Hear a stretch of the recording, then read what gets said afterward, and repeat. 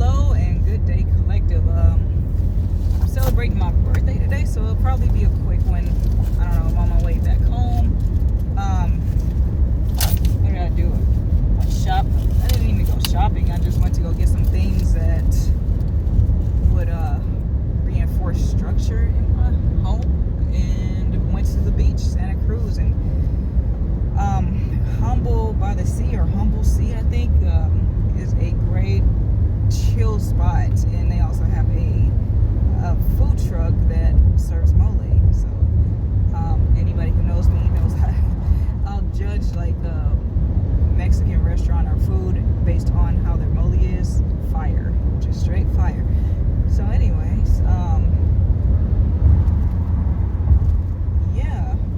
collective, for anyone who knows me, for anyone who's been around and been following the story or whichever, they know I've been going through some things, and I'm not the only one.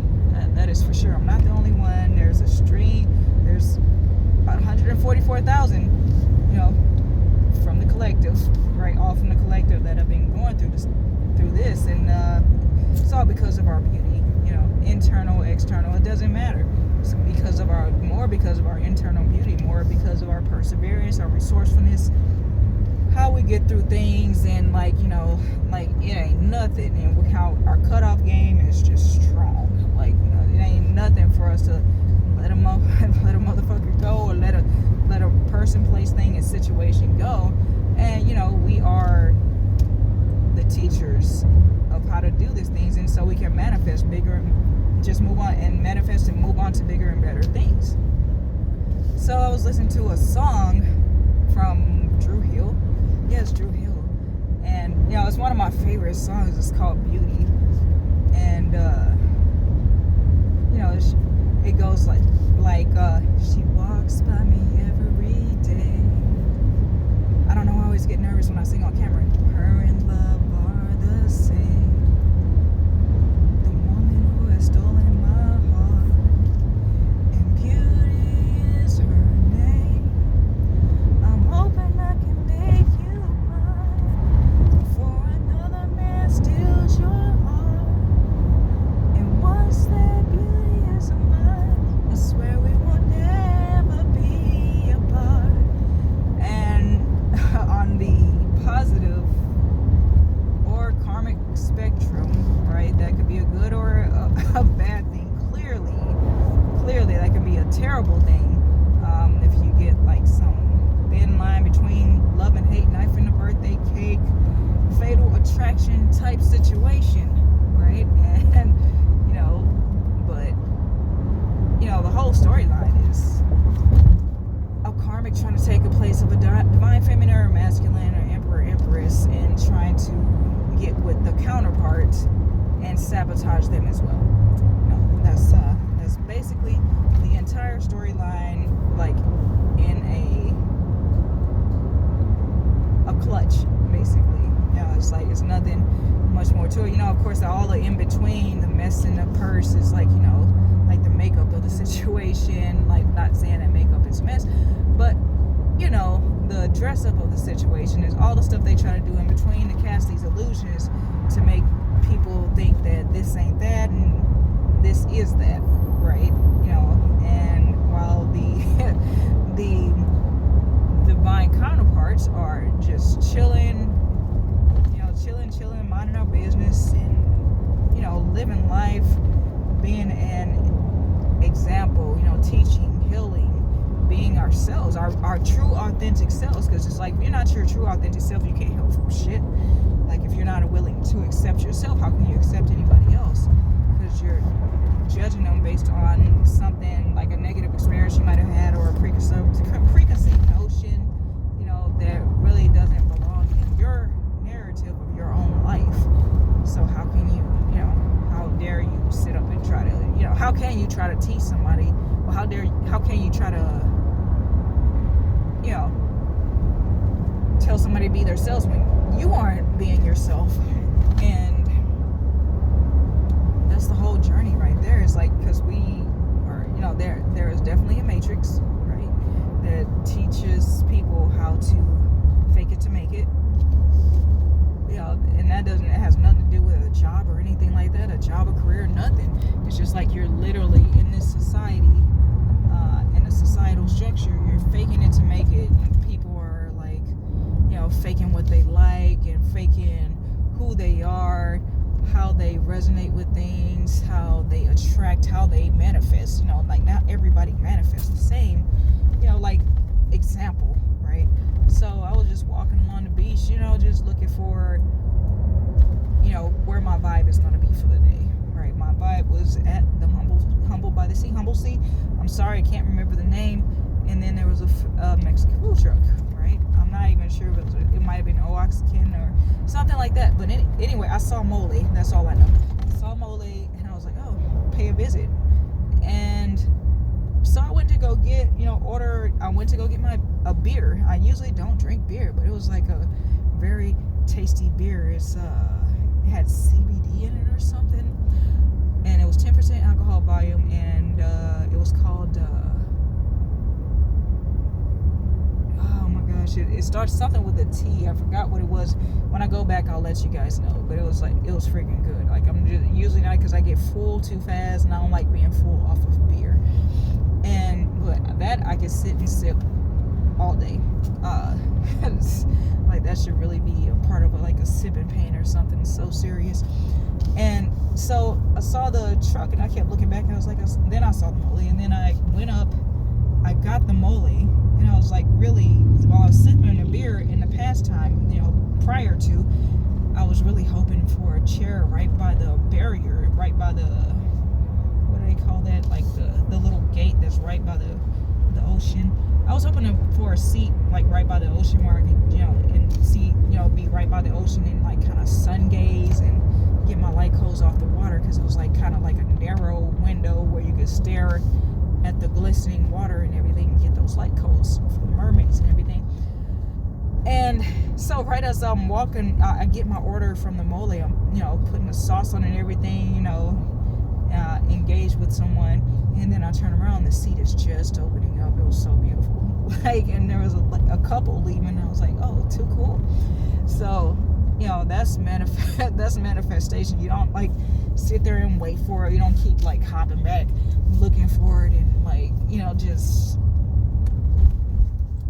you know, keep checking on it. It's kind of like cake. It's kind of like baking. It's like the more you check on it, the longer. It's like you keep opening the damn oven, it's not going to get done, right? So it's like that, you know, or anything, the microwave, the oven, like, you know, you keep pulling the pot off the fire, it's just going to take longer to get done. It's not going to turn out how you want it to turn out. It's going to turn out flat, or, you know, undercooked, what have you, right? So that's I guess, you know, I have a lot of food analogies, of course. And yeah, just work on manifesting as your authentic self. Like, what is your heart's content? What does your heart truly desire?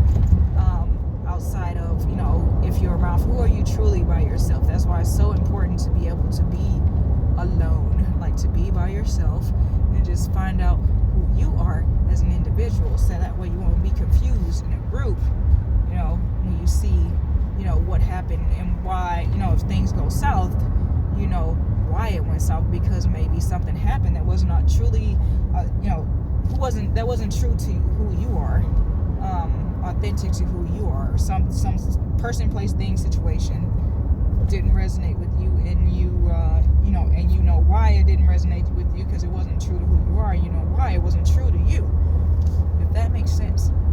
So,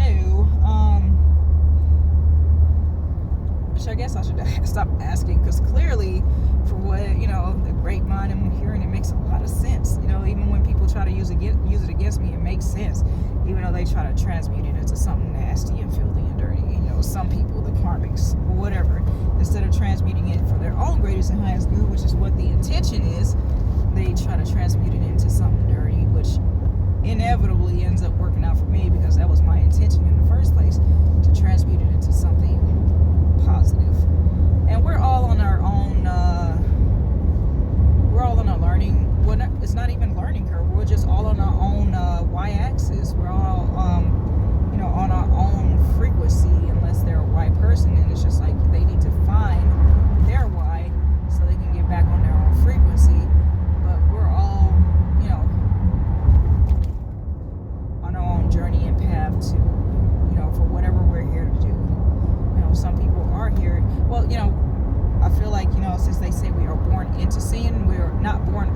of sin. We're born into it, which makes more sense, because just like you're a baby, you're innocent. It's just like you're not born of sin.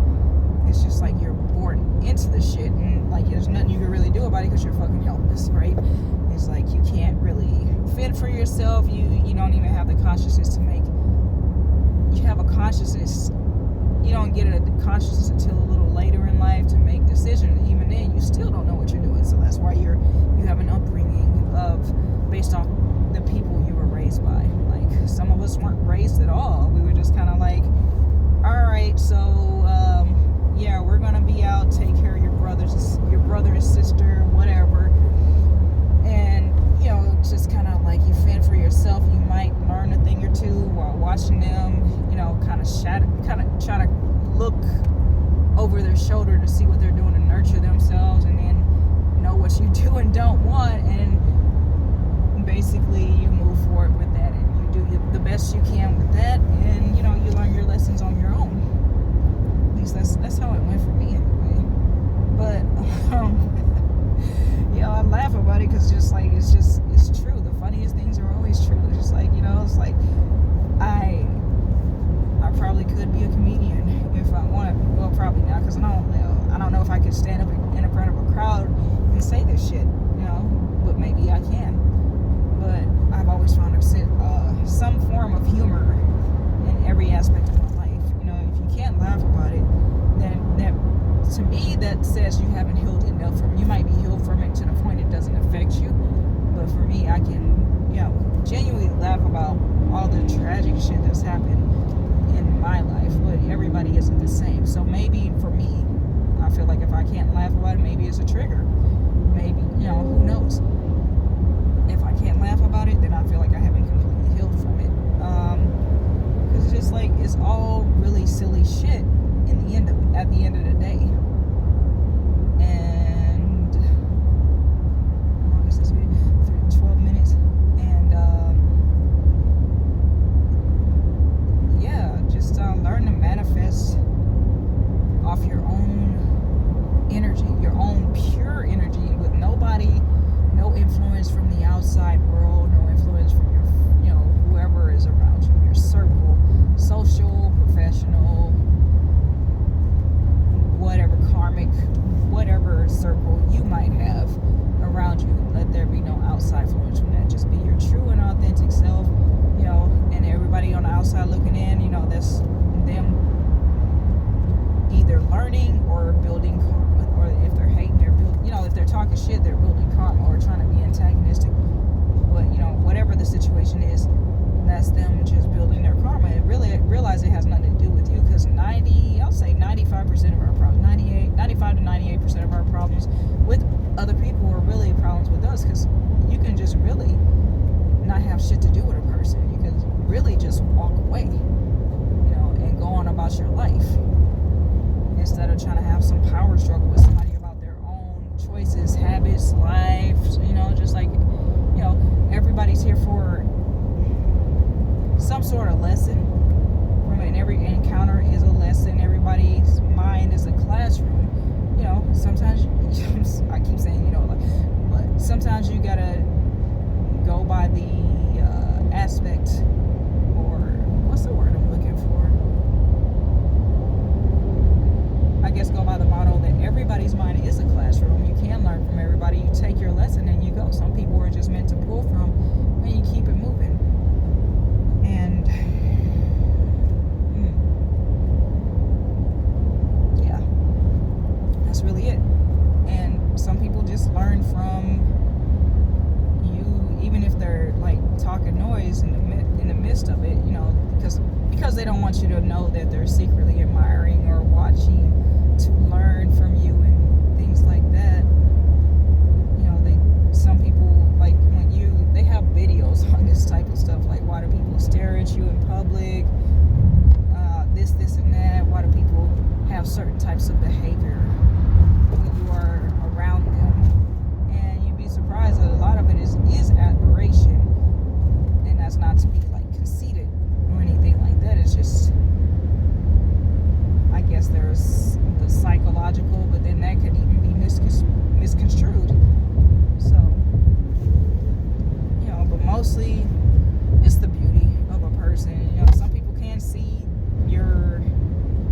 internal beauty, but in a superficial world, it's hard to know, if they're looking at you because of your external beauty or your internal beauty.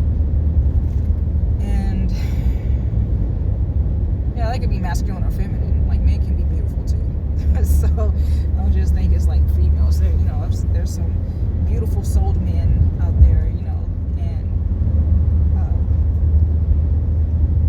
either or. Your divinity is beautiful. Tap into it. And that's really all I have to say on this particular video. I don't have much more adage. I'll probably be back on before I finish this drive with my little clicker that I'm my little remote for the camera that I've been enjoying, because I don't have to be reaching for my phone or reaching for the stop or pause button or anything like that. I just click on, click off, and then I'm good. It's called a snap clip for anyone who's wanting to invest. And I have a rear view mirror phone holder, which you can get from Walmart. You probably have to order it. I don't think they have that in stock. But yeah, for anybody who's curious, it's been pretty nice to me so far. I've only had it about a month. And it's like, I don't know, less than $20. So yeah, good investment. I'm happy with it. And anyways, yeah, everybody take care of yourself. Love you. We all make mistakes. Remember that we are all perfectly imperfect. We are all, by the design of the Most High, we all make mistakes. We all fly off the handle here and there, depending on circumstances. Some of us more often than others. And just try to be accepting of that in other people, and make sure, set boundaries. That's part of taking care. That's part of your self-care program, is setting boundaries with people, and also transmuting the energy in your mind and heart so that you can process it better in your crown chakra, your crown and third eye chakra, and then it turns into energy for your solar plexus to manifest into your sacral and root chakras. It's all one big powerhouse that we all manifest from each other, actually. That's why the devil energy was, they said God broke apart the ladder to heaven, and I'm pretty sure that because the people, whichever, let the devil energy get in between them and stop them from building the ladder. We're all here to basically work on ourselves and heal each other, and we can't do that if we're constantly tearing each other apart. Everybody has their own journey to learn. Everybody's at different stages in their journey. There is no real learning curve. Some of us, surpass each other and get on higher levels than each other, and it is what it is. And then stop being jealous. If somebody surpasses you and you introduce them to this journey, don't worry about that. Like, maybe it's kind of like a slingshot effect. Maybe you're supposed to give and take from each other, learn from each other. So they surpass you or whatever. You slingshot them forward from one small download you have, and then you continue on with them, and then you hear something they say and it slingshots you for it. You never know. But jealousy is just not the way to go. It happens. It's a thing. It's a normal thing. Typically, a lot of people. Well, I'll say, yeah, a lot of people have it. I don't know about most people, but I know it's not really a thing when you're logical. Like, negative emotions become less of a thing when you process things through logic and does it make sense? Why is it like this? You ask yourself questions. You ask questions, in general to the universe, and then it starts to make sense. And then it's just there's less negative emotion and there's less negative action. And if you have negative emotion, you're less likely to act on that negative emotion because you have more logic. And I'm not saying be to the point you're unfeeling and robotic. It's just because emotions play a huge part in this. Love is the highest frequency, highest vibration, and that's strictly what I operate out of, even when I'm being harsh, or what people think is harsh. Because I I feel like I've been mediocre, not if that light level, because it could have there's a lot of situations in my life it could have gotten a lot worse, and it's not like threats or anything, but I'm like, I know myself, like it could have got it a lot worse. And yeah, if you have a problem with someone, basically internalize it first, and before you see some things do need to be addressed and checked right away, but half the time it's just like, seriously, like, you have a life to get on with. And anyways, with that, I love you guys, take care of yourselves, and stay hydrated. It's hot out here. Well, it's not hot today, but it's been hot. And stay hydrated in the winter, stay warm, and